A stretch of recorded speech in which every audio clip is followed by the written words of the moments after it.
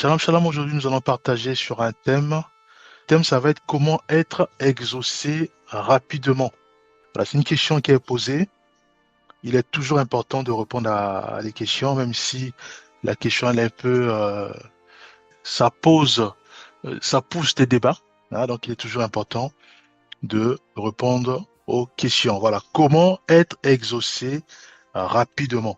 Alors, pour cela, nous allons bien sûr apporter la réponse à cette question. Il est aussi parfois important aussi que les uns les autres puissent aussi compléter. C'est plus important. Alors, donc nous allons voir deux cas. Le premier cas, ça va être le cas du diable Satan, puisque lui aussi il exauce. Et ensuite, nous verrons le cas de notre maître, puisque lui aussi, il entend nos cris et aussi il exauce à nos prières. Alors, donc nous savons tous que le diable Satan, lui, il détruit rapidement et aussi, il donne aussi rapidement. Alors pour cela, nous connaissons le verset de Jean 10, où il est écrit que le voleur ne vient que pour dérober, égorger et détruire. La suite dit, moi, je suis venu afin que les brebis aient la vie et qu'elles soient dans l'abondance. Donc nous voyons ici que le diable Satan, lui, détruit. Donc il est expert en saccageant et en détruisant euh, tout ce que nous avons comme bien terrestre, en bien charnel, et aussi tout ce que nous avons comme la foi en Jésus-Christ. Donc, il peut mettre des situations pour bousculer notre foi en Jésus-Christ. Voyez-vous. Prenons aussi le cas de Job. Hein. Je vais juste montrer rapidement comment il fait le mal à Dieu, Satan, comment il fait. Hein. Et donc, il est expert pour détruire. Prenons le Job 1, verset 13 à 19. Ici, dans ce verset, nous voyons bien que euh, quand le diable Satan a reçu le go du Seigneur, hein, quand il a reçu du go, parce qu'il ne peut pas attaquer. Donc quand il a reçu le go du Seigneur, alors ça a été un désastre. Il est descendu, s'est déchaîné et il a décimé tous les enfants de Job et aussi ses biens. Voyez-vous, dès qu'il a reçu le go, comme il sait faire ça, il a décimé les enfants et les biens. Alors, voyons maintenant à quel moment, maintenant il bénit. Souvent, dans la société, donc au niveau charnel, sur terre, il y a les biens, parfois, ils ont besoin d'argent, soit pour construire leur maison, soit pour acheter une voiture, soit pour se marier.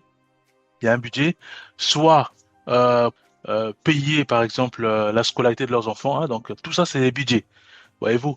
Alors, quand ils n'en trouvent pas, ou ils cherchent du travail, trouvent pas de travail, et souvent, ils vont faire le pacte avec le diable. Et c'est déconseillé dans la Bible, hein, puisque le diable, lui, il donne là, et l'autre main, c'est pour t'égorger, parce qu'il lui vient que pour saccager. Alors pourquoi ils font le pacte avec le diable? Pour avoir l'argent assez rapidement, parce que le diable Satan, souvenons-nous, lui détruit rapidement, et aussi il donne rapidement. Prenons Matthieu 4, excusez-moi, Matthieu 4, verset 8 à 9. Je vais lire. Le diable transporta encore sur une montagne très élevée, lui montra tous les royaumes du monde et leur gloire. Et il lui dit, je te le donnerai, toutes ces choses, si tu te prosternes et m'adores. Ça n'a pas changé, cette formule. Ça n'a jamais changé, jusqu'aujourd'hui. Si tu veux avoir la gloire de ce monde, la puissance charnelle donc de ce monde, dès que tu te prosternes devant le diable, donc tu fais le pacte avec le diable, aussitôt il te donne. C'est une bénédiction verticale. Donc, dès que tu adores le diable, ouf, ça tombe. Tu as ta voiture, tu as ton argent pour le mariage, tu as ton argent pour ta maison, tu as ton argent pour payer la scolarité des enfants. Pourquoi? Parce que cette bénédiction, elle est charnelle. Voyez-vous, c'est la gloire de ce monde. Ça vient aussitôt. Voyez-vous? Et nous avons vu tout à l'heure que il vient, et lui aussi pour saccager, il ne blague pas. Alors, quand le pacte avec le diable n'est pas respecté, il saccage. Aussi vite que ça. Prenons Luc, c'est pareil, hein, c'est même contexte. Luc 4, verset 5 à 6. Il dit, le diable, l'ayant élevé, lui montra en un instant tous les royaumes de la terre. Et lui dit, je te donnerai toute cette puissance et la gloire de ces royaumes, car elle m'a été donnée. et je la donne à qui je veux. Voyez-vous? Donc ici, nous voyons, on a plus de détails. On parle de la puissance de ce royaume. On parle de la gloire de ce royaume. Le royaume terrestre. Tout ce qui est charnel. Voyez-vous? Donc, c'est pour cela que, à nos jours, nous retrouvons les gens dans les loges. Pourquoi? Parce qu'ils veulent cette bénédiction verticale qui vient rapidement. La bénédiction, à leurs yeux, c'est ce qui est matériel. Donc, l'argent, la gloire, c'est les voitures, tout ce qui est bling bling. Voyez-vous? Mais ça vient aussitôt. Parce que c'est le malin, c'est le diable Satan. Mais quand on fait le pacte avec le diable, il y a aussi des critères à respecter. Il va te demander de tuer ton père, ta mère, voilà. Des choses horribles, de manger des choses horribles. Pourquoi? Mais parce que toi, tu veux la gloire de ce monde. Voyez-vous? Mais lui, il fait ça de détruire. Il fait ça pour décimer toi et toute ta famille. Il donne à la main gauche, il retire complètement à la main droite. Voyez-vous? Le thème, c'est comment être exaucé rapidement. Alors, le chemin du diable Satan, c'est un chemin à ne surtout pas suivre parce que on perd le salut déjà et c'est un chemin qui est dévastateur parce qu'on perd notre vie, la vie de toute notre famille. Donc, de nos pères, de nos mères, si on est marié, de nos époux, de nos épouses, de nos enfants. Voilà. Donc, c'est un chemin à ne surtout pas suivre. Pourquoi? Parce que Dieu nous l'a déconseillé. Il dit, le diable ne se tient pas dans la vérité. Il est menteur, le père de mensonges, et il a été meurtrier. Voyez-vous? Donc, Dieu nous a déconseillé de suivre ce chemin-là. Donc, c'est pour ça qu'aujourd'hui, nous ne verrons jamais un chrétien ou une chrétienne dans les loges, dans les clubs des sorciers, des marabouts, des sorcières et autres. Voyez-vous? Mais ceux qui se trouvent là-dedans, ce sont ceux et celles qui ont pacté avec le diable Satan pour avoir une bénédiction rapide. Et aussi, en ayant une conscience de cause comme quoi, si ils respectent les critères, automatiquement, le diable aussi saccage leur vie, donc les tue et eux ainsi que toute leur famille. Alors, prenons maintenant le cas de notre Seigneur et Sauveur Jésus-Christ. Pourquoi je suis pas exaucé rapidement? Voyez, alors, juste pour aborder ce volet, Dieu nous a mis en garde sur le Satan. Il dit dans 1 Pierre 5, verset 8, il dit ceci, dit, soyez sobres, veillez, votre adversaire le diable rôde, comme un lion rugissant, cherchant qui il dévorera. Voyez-vous? Donc, la fin, c'est capital. Cherchant qui il dévorera. Ça dit tout. Donc, pour nous les chrétiens, qu'est-ce que le diable il fait? Maintenant, il veut aussi pacter avec nous. C'est ça qu'il rôde. Parce qu'il veut nous entraîner dans ce gouffre-là, dans son piège, pour ensuite nous dévorer. Qu'est-ce qu'il fait? Il regarde si on est faible. Il regarde si on n'a pas mangé. Il regarde si on est au chômage. Il regarde, voilà, pour nous proposer son chemin à lui. Au bout, une bénédiction verticale. Beaucoup d'argent, des voitures de luxe, des maisons de luxe, voyez-vous, les vacances de luxe. Et Dieu nous dit, soyez sobres et veillez. Alors, si nous tombons dans ce piège-là, jouez avec nous, donc il va nous balloter jusqu'à ce qu'on nous retrouvons à l'enfer, parce qu'on va mourir. Prenons Genèse 12, versets 2 à 3. Je ferai de toi une grande nation, et je te bénirai. Je rendrai ton nom grand, et tu seras une source de bénédiction. Toutes les familles de la terre seront bénies en toi. Voilà la stratégie de Dieu. Voilà la stratégie de la bénédiction de Dieu. Dieu, quand il bénit, il y a toujours un peuple derrière. Donc, quand il déverse sa bénédiction, c'est pour que toi, tu sois béni, pour que ceux qui sont avec toi soient aussi bénis, pour que ta famille soit bénie, pour que, voyez-vous, donc c'est toute la famille, tout le quartier ou tout un pays qui est béni. Souvenons-nous encore de Samuel. Quand Dieu va arrêter de parler au peuple juif, parce que Élie, il ne réprimandait pas ses enfants. parce que les enfants d'Élie, je me donne les enfants d'Élie qui faisaient le désordre. Voilà, donc, et il regardait, et Dieu, il va parler à Samuel, donc il vous dit qu'il a rejeté Élie et ses enfants. Et nous allons voir plus tard que les enfants vont mourir parce qu'ils avaient l'arche, ils vont mourir quand même. Et Élie va entendre l'information, il va aussi tomber, il va mourir. Et Dieu va rester silencieux. Il y aura des bouts de guerre, il y aura des guerres. À ce moment, le peuple va courir vers Samuel. Et quand Samuel va prier, c'est toute la nation qui est bénie. Donc, par une seule personne, toute la nation est guérie, protégée de la guerre. Voyez-vous? Donc, Dieu, quand il bénit une personne, c'est pour que toi, tu sois béni, ta famille soit bénie, ceux qui t'entourent soient bénis, ceux qui sont avec toi soient bénis. Voyez-vous? Dieu, c'est comme ça qu'il fait. Mais le diable Satan, non. Le diable Satan, il bénit toi. Il te donne des gages, il te donne aussi des interdits. Si ton père veut, il bénit lui aussi. Mais pareil, des gages, il est interdit. Et son but à lui, c'est de vous décimer tous. Voyez-vous, donc il ne travaille pas pour votre bonheur. Or, Dieu, lui, il travaille pour le bonheur. Et c'est pour cela que quand il bénit, ça prend du temps. Prenons notre verset pour avoir plus de classement. Prenons Genèse 41, verset 39 à 41 aussi. Pharaon dit à Joseph, tu seras établi sur ma maison, et tout mon peuple obéira à tes ordres. Alors ici, nous voyons que Joseph va être béni. Mais comment il fait pour être béni? Comment il a fait? C'est sûr qu'il a crié vers le Seigneur. Dieu, bénis-moi, je suis dans les difficultés. On m'a vendu comme esclave. Voilà, voilà, voilà. Dieu, qu'est-ce qu'il fait? Dieu ne donne pas la bénédiction de façon naturelle. Hein? Dieu ne donne pas la bénédiction de façon verticale comme fait le diable. Non. Il peut le faire par sa grâce, mais de façon générale. De façon générale, lui regarde le contexte. Il regarde là où tu te trouves. Et qu'est-ce qu'il fait? Il va maintenant commencer à mettre sa stratégie. Voilà, lui, je le mets là. Donc, lui, il va bénir un tel va bénir l'autre frère, il va être guéri, il va bénir ce frère, et ce frère, maintenant, va bénir ce frère que je sais qu'il va il va faire une prière dans un mois, 2 mois pour dire Dieu bénis-moi. Voyez-vous? Donc, Dieu, il met en place ces stratégies. Pourquoi? Parce que il travaille toujours au milieu d'un peuple. Voyez-vous? La bénédiction, elle peut être verticale, mais elle touche tout un quartier pour ensuite arriver vers toi. C'est-à-dire vraiment, j'ai besoin d'avoir une voiture. Ok, qu'est-ce qu'il fait? Il regarde encore le contexte. Il est où?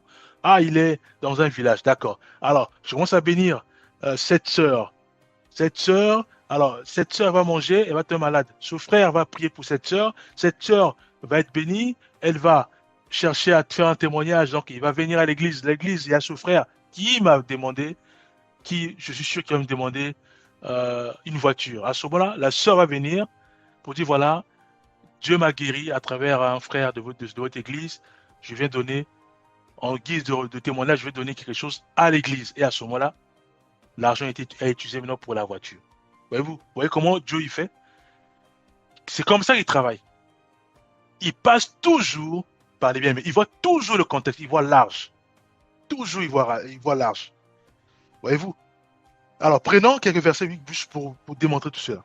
Donc ici, nous voyons Joseph est béni, mais avant que Joseph soit béni, qu'est-ce qui s'est passé? Il s'est passé qu'il y avait des gens qui travaillaient chez le roi. Voyez-vous? Il y a eu l'interprétation des rêves. Il y a eu ceci. Après, là-bas, le, les gens, ils ont parlé au pharaon. Il y avait un qui était en prison, enfin, un monsieur qui était en prison, et nous a interprété les rêves. Voyez-vous? Voyez un peu le contexte. Dieu, qu'est-ce qu'il fait? Il voit large. Il voit large. Et il des rêves. Et après, il y a eu des témoignages. Et après, Joseph se retrouve devant le pharaon, devant Pharaon. Voyez-vous? Donc, et quand il fait comme ça, et à ce moment-là, si tu dis, mais Seigneur, mais pourquoi tu ne me bénis pas directement, mais tu passes toujours, soit par les membres de mon quartier, soit par les membres de ma famille, soit par les membres de l'église. Mais pourquoi tu ne me bénis pas directement? Pourquoi tu ne me donnes pas directement la voiture? Au lieu de créer cette situation, Dieu va dire, mais non. En faisant ainsi, il y a la patience. En faisant ainsi, il y a l'amour dans la communauté. En faisant ainsi, parce qu'il y a l'amour. Pourquoi? Parce que L'autre, il est malade. Je vais prier pour lui. C'est par amour. Voyez-vous? Alors, moi, là-bas, moi, j'ai fait la prière, j'attends toujours. La patience. Donc, il veut que je sois patient. Alors, là-bas, euh, je suis guéri. Maintenant, je viens donner quelque chose à l'église. La bienveillance. Voyez-vous? Donc, les fruits de l'esprit sont déployés directement dans la stratégie même de Dieu. Voyez-vous? C'est comme ça que Dieu, il fait. C'est pour ça qu'il dit, mais il y a la patience dans les fruits de l'esprit. Donc, tu dois être patient. Il y a l'amour dans les fruits de l'esprit. Donc, tu dois bénir. Voyez-vous? Prenons Exode 3, verset 10. Il a dit, maintenant va, je t'enverrai auprès de Pharaon, et tu feras sortir d'Égypte mon peuple, les enfants d'Israël. Voilà notre cas. Le peuple crie au Seigneur, servitude en Égypte. Seigneur, Seigneur, Seigneur, guéris-nous, délivre-nous, guéris-nous, délivre-nous. Qu'est-ce que Dieu y fait? Il voit encore large. Il voit le contexte. Il se trouve où? En Égypte. Alors, qui je peux utiliser? Voyez-vous? Moïse. Alors, il crée des situations. Jusqu'à bagarre, il tue une personne, il fuit. Et là-bas, il va le préparer là-bas. Il crée des situations. Alors, lui, il dit, mais Seigneur, mais moi, je ne connais pas parler. Il avait déjà anticipé. Toujours, il voit large. Il dit, bon, là-bas, comme il sait parler, qui je peux utiliser pour qu'il soit interprète? Ah oui, tiens, il y a son frère. Allez, crée des situations. Mais là, il n'y a pas une, il y a pas, il y a une, certes, il y a une bénédiction verticale, mais cette bénédiction touche tout un quartier, toute une commune, toute une nation, voyez-vous. Donc ça touche. Donc Dieu, il touche, il pas tue pas les gens. C'est pour ça que le diable Satan ne comprend toujours pas. Mais comment il est béni? Parce que je l'ai bloqué ici. Je l'ai bloqué ici. Or, Dieu lui met les détails. Alors, là-bas, il va être licencié dans un mois. Alors, ce que je veux faire, je vais dire comment ça pour ce terrain-là. Je vais faire un frère ici, je vais le mettre là pour qu'il puisse déjà créer une entreprise. L'autre frère là-bas, je le mets là-bas pour qu'il puisse être son ami. Alors là-bas, c'est celui qui va être licencié. Et à ce moment, le diable lui frotte les mains parce que c'est lui qui est l'auteur. Et maintenant, moi, je vais associer à un frère, on dirait des amis. Et après, on me licencie, il est au courant. Il dit, maintenant, j'ai un ami qui est là-bas. Je crois qu'il a créé sa société. Et on va là-bas, on m'embauche. Mais comment il a fait? Il a été licencié automatiquement, il a eu le travail. Mais parce que Dieu, il voit large. C'est ça ce qu'on appelle une bénédiction, où ce qu'on appelle les ingrédients sont utilisés. La patience, l'amour, la bienveillance, la joie, la douceur. Voyez-vous? Le peuple crie, mais Dieu ne descend pas pour consumer les Égyptiens. Non. Il ne voit pas les anges pour décimer. Non. Il voit l'arche, il utilise Aaron et utilise Moïse. Et il repart là-bas. Et quand Aaron et Moïse arrivent, même le peuple est dessus. Voyez-vous? Même le peuple est dessus. Il crée des situations. Ce sont des affrontements. Jusqu'à ce que le peuple sort de l'Égypte. Voyez-vous? Et là, le peuple a été exaucé. Quand il sort d'Égypte, donc ça veut dire que c'est là où ils ont su que leur prière a été exaucée. Mais comment ça a été exaucé? Mais il a juste utilisé ceux et celles qui étaient dans le même quartier, dans le même pays. Moïse, Aaron, prenez un autre cas. Un roi, 17, versets 9 à 16. Dieu envoie le prophète Élie vers une veuve à Sarepta qui le nourrit. Et en retour, Dieu bénit la maison de cette veuve en multipliant farine et l'huile. Voyez-vous? Alors, ce qui est important, c'est de réaliser que la bénédiction de Dieu, certes, ça peut venir verticale, mais quand nous voyons de façon large, cette bénédiction passe toujours par des frères, par des sœurs, pour nous atteindre. Toujours. Voyez-vous? Et cette bénédiction, c'est très difficile à éradiquer. Contrairement à la bénédiction du diable Satan, où tu as la gloire de ce monde, tu as la puissance de ce monde, mais facilement ça peut être déterré. Parce que tu n'as pas donné, tu n'as pas fait les sacrifices. Voyez-vous? Automatiquement c'est déterré. Or, la bénédiction de Dieu, tellement que c'est ancré, tellement que tout le monde s'est impliqué là-dedans. C'est-à-dire qu'il y a eu le quartier, se sont mobilisés pour construire ta maison. Il y a eu tel quartier sont venus pour apporter les briques et autres. La maison a été bâtie, elle a été mise sur pied. À cette maison, ça va être difficile que ça soit déraciné. Parce qu'il y a tellement de mains là-dedans, tellement de l'amour, de la passion, de la bonté là-dedans, c'est difficile pour que ça soit déraciné. Voyez-vous? Prenons un autre cas, rapidement. Luc 6, verset 38. Maintenant, ça, c'est la loi même. Il dit, donc, donnez et il vous sera donné. On versera dans votre main une bonne mesure, serrée, secouée et qui déborde. Car on vous mesurera avec la mesure dont vous serez servi. Voyez-vous? Alors, prenons par exemple Acte 9, verset 10 à 17. Je suis le contexte. Alors, Saul de Tarse, avant qu'il soit Paul. Saul de Tarse, il va aller décimer, il est en route pour aller décimer les chrétiens à Damas. Et là, Jésus-Christ intervient. Il dit, pourquoi tu me persécutes? Et c'est comme ça qu'il va devenir aveugle, et il va aller dans une maison, et là, il va prier. Il va prier. Dieu, délivre-moi. Dieu, j'ai compris. Maintenant, parle-moi. Oriente-moi. Ouvre mes yeux. Il va prier. Maintenant, dans sa prière, Dieu va lui donner une vision. Il va lui donner une vision où c'est Ananias qui va venir, il va imposer les mains sur lui et il va être guéri. Mais Dieu ne le bénit pas verticalement. Non. Il passe encore par un humain. Il passe encore.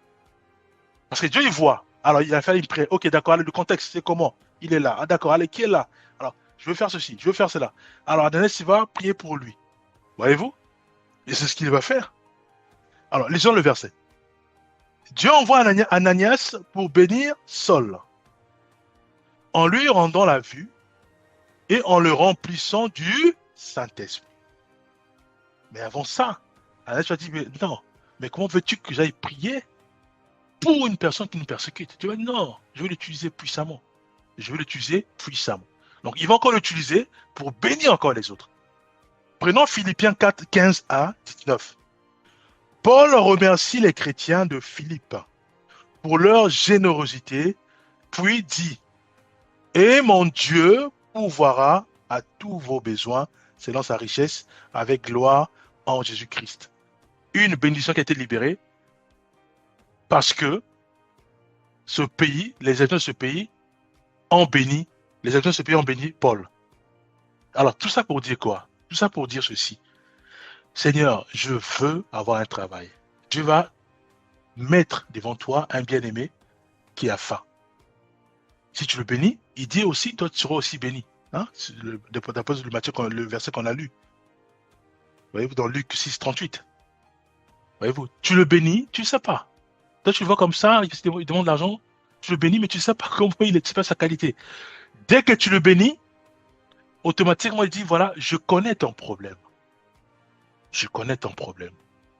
J'ai un ami qui est au ministère. J'ai un frère qui connaît un ami. Je vais te le présenter. Voyez-vous, qu'est-ce qui s'est passé? Il s'est passé que moi, j'ai fait juste une prière. Oh, Dieu avait déjà mis, c'est-à-dire que la stratégie était déjà mise en place il y a longtemps. Il dit que, ok, lui, il sait qu'il a fait la prière pour demander un travail. Il y a un bien-aimé qui est là, il connaît un tel, et lui là-bas, il va être béni par l'autre ami et il y aura un travail. Mais pour cela, il doit d'abord aussi montrer de la générosité, la bienveillance, encore les fruits de l'esprit. Parce que lui, la faim, la personne qui est devant toi a la faim, ou même, il va avoir de l'argent, soit pour nourrir sa famille. Voyez-vous? Maintenant, il faut qu'il y ait la bienveillance, puisqu'il y a le fruit de l'esprit. Alors, dès qu'il y a la bienveillance, automatiquement, la patience, mais là, c'est bien, on marche. Demain, viens me voir, je connais un ami qui connaît un ami. On va le voir. Donc, demain, déjà, c'est la patience, puisque j'attends demain, la patience. Voyez-vous? Jusqu'au point où, maintenant, je vais encore être béni. Et qu'est-ce que je fais ensuite? Je bénis le Seigneur, la joie. Rempli de joie, de bonheur, parce que j'ai trouvé un travail. Voyez-vous? Prenons Ruth, 2, 10 à 12. Boaz dit à Ruth, que l'Éternel te rende ce que tu as fait, et que ta récompense soit entière de la part de l'Éternel, le Dieu d'Israël. Ruth, qui connaît pas Ruth, bien aimé, qui est restée fidèle. Voyez-vous, qui est restée fidèle. Et Dieu l'a bénie. Prenons Esther, 2 verset 17. Le roi aima Esther plus que toutes les femmes, toutes les autres femmes. Et il mit la couronne royale sur sa tête. Mardochée, c'est sûr qu'il disait, mais comment on va faire? Peut-être qu'il priait comme l'argent, mais comment je veux, je veux protéger mon peuple? Comment, voilà. Mais il y avait déjà la stratégie de Dieu qui était en marche. Esther était là, au pied de Mardochée. Voyez-vous? Esther accède à la maison du roi, et à travers Esther, c'est tout le peuple qui est protégé de la main de Haman. Voyez-vous? Donc Dieu, il bénit toujours, mais sauf que pour Dieu, ça prend du temps, bien aimé. C'est ça que nous devons observer constamment comment Dieu y bénit. Comment Dieu y bénit. Dieu ne bénit pas à la manière du diable Satan, où il donne verticalement et aussi il décime, sachant qu'il c'est un menteur. Dieu y bénit, mais en passant toujours par des autres. Toujours. Voyez-vous? Toujours. Il y a un bien-aimé qui n'a pas l'argent et il vient m'embêter, je dis écoute, bon, je te donne l'argent. Dès que je te donne l'argent, le bien-aimé il est content, il revient et dit écoute, l'argent que je t'ai donné, ça a fait du bien à tout mon quartier. Mon épouse, elle a acheté des ignames, elle a préparé, il y en avait tellement trop qu'on a mangé et tout le quartier a mangé des ignames. Voyez-vous? Et maintenant, le jour où je suis malade, maintenant, il faut aller à l'hôpital. Il n'y a pas la voiture dans le village. Mes frères. Mais c'est tout le village qui, en fait, ils vont me transporter pour me courir avec moi pour m'emmener à l'hôpital. Qu'est-ce qui s'est passé? Il s'est passé que il y a eu la bienveillance. Voyez-vous? Il y a eu l'amour parce que c'est tout le quartier s'est mobilisé pour m'emmener à l'hôpital. Et ensuite, à la fin, je suis guéri et à la fin, il y a la joie. Il y a le bonheur. Voyez-vous? Donc, c'est comme ça que Dieu travaille. Donc, il y a eu la bénédiction du frère qui est en face. Bénédiction, tout le quartier qui a mangé des ignames. Bénédiction pour moi, puisque je suis malade. Et c'est tout le quartier, tout le village s'est mobilisé. Et Dieu m'a guéri, puisque je me retrouve à l'hôpital, guéri, et j'ai la joie. Voilà les fruits de l'esprit. Voyez-vous, prenons quelques versets, on est presque à la fin. Prenons 2 Rois 4, 8 à 17. On peut parler de ça sans évoquer la Sunamite. Cette femme où elle voyait souvent Élisée passer devant sa maison, après elle va dire à son mari, non mais pourquoi pas mettre en place une maison haute pour une chambre quoi, pour recevoir ce bien-aimé. Voilà. Ça c'est la bienveillance. Mais elle avait un problème. Elle était stérile. Elle avait un problème. Voyez-vous? Mais c'est sûr qu'elle a prié, elle a jeûné, Seigneur. L'enfant. Mais c'est sûr et certain que pour elle, Dieu devait directement envoyer l'enfant. Puisque c'est lui qui a créé la femme. Mais Dieu a passé par son prophète Élisée, par son... Voilà. 2 Rois 4, 8 à 17. Une femme de Sunem offre l'hostilité à Élisée. Oh, ouais. Et nous voyons, sous ce contexte même, que au bout, hein, la femme, elle aura un enfant. Elle aura un enfant. Voyez-vous? Et qu'est-ce qui s'est passé? Donc, elle a donné sa maison, elle a ouvert sa maison. C'est sûr qu'elle a même donné la nourriture. C'est sûr qu'elle a lavé les pieds. C'est sûr qu'elle a donné les draps. C'est sûr qu'elle a tout donné. C'est sûr qu'elle a donné le café et autres. La bienveillance, l'hospitalité. Voyez-vous? Et quand Élisée va dire que tu auras un enfant, il dit vraiment, ne fais pas souffrir ta servante. Elle a même pleuré. Parce que ce que elle va recevoir dans le retour, c'est énorme parce qu'il n'y a que Dieu qui peut faire ça. Voyez-vous? Alors, prenons Luc 8, versets 2 à 3. Plusieurs femmes pourvoyaient à leurs besoins avec leurs biens. Ça, c'est Ça, c'est dans le ministère de Jésus-Christ quand les femmes venaient et autres. Prenons 1 Samuel 16, versets 12 à 13. Alors, ici, le contexte parle de Samuel, de David. Pourquoi David? Parce que David, c'est le cœur de Dieu, certes. Mais Samuel, il embêtait tellement Dieu. Il dit vraiment, parce qu'il priait constamment pour que Dieu euh, revienne à sa décision, pour ne pas qu'il puisse rejeter le roi Saül. Mais Dieu va dire non, va oindre David. Je l'ai choisi roi. Et à ce moment-là, même Samuel va être béni. Il va être heureux quand même, parce qu'il va voir le roi, même s'il est jeune. Voyez-vous? Prenons maintenant Galates 2, verset 9. Paul dit que Jacques s'efface et Jean lui ont donné la main d'association. Alors ici, nous voyons que même dans les partenariats, c'est Dieu qui fait tout cela. Pourquoi? Parce que Dieu il travaille toujours dans une famille, communauté, dans une église, au milieu d'un peuple. Quand un bénit, l'autre aussi bénit les autres. Voyez-vous? Donc, la question maintenant, comment être exaucé rapidement? Il faut déjà t'imbiber des fruits de l'esprit, les mettre en pratique, et à ce moment-là, tu es béni. La patience, et la bienveillance envers les autres, et l'amour envers les autres, la douceur envers les autres. Voyez-vous? Et à ce moment-là, tu es béni. Voilà ce que je tenais à partager. Bien sûr, n'hésitons pas aussi à échanger autour de ça. Nous on va prier. Père, nous remettons ta main nos vies. Aide-nous, ô Éternel des armées, à ne plus être impatients. Fais-nous grâce de ne pas suivre le modèle du diable Satan, mais permets à ce que nous puissions réaliser que toi, tu bénis en ton temps, en passant toujours par les autres. Aide-nous maintenant à aimer nos amis, à aimer ceux et celles qui s'approchent de nous, à, à aimer comme nous-mêmes nos prochains. Au nom puissant de Jésus-Christ, nous avons ainsi prié. Amen.